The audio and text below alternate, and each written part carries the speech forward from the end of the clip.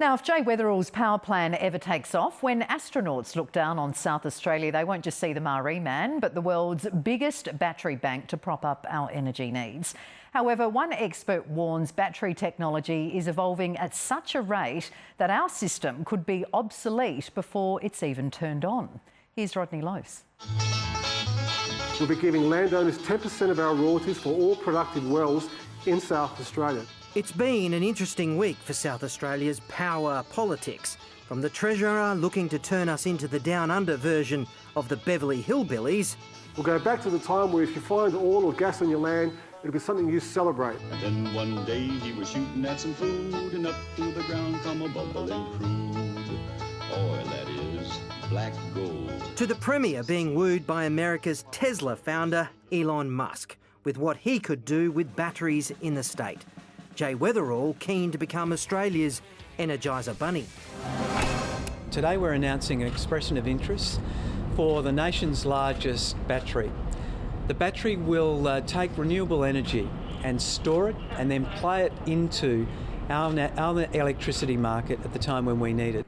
$150 million is the figure being bandied around to build what could be the world's biggest battery bank, touted to end our energy crisis. But it has some Aussie power experts worried this could be a bigger turkey than the D-cell plant. The technology is moving too fast to spend $150 million on a battery solution right now. Anthony Orcone, a former South Aussie electrician turned energy entrepreneur, sells his power systems around the world. He says putting all our eggs into one giant power bank could mean it was obsolete before it was finished. It's not about the battery technology because unfortunately it changes daily. Tomorrow someone will come up with a different battery, so does that mean that the power plant for South Australia is already obsolete? He believes it makes far more sense to fix the worst areas first, spending smaller amounts and building smaller banks in multiple locations, building a grid. Each new power bank will be more advanced than the one before. You can roll it out for a minimal amount of money and do it section by section over time.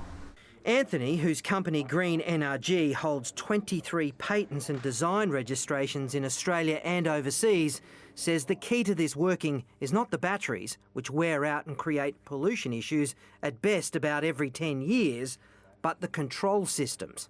That can monitor the interface between the power and the battery. So when the power does go down, we can have that instant changeover to a battery solution.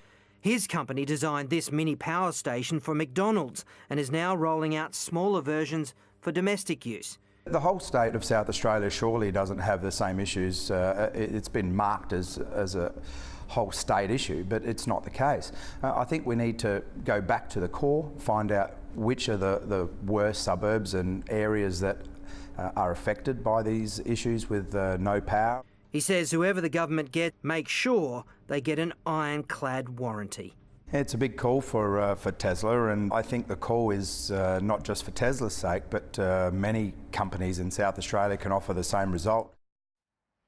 Rodney Lose there.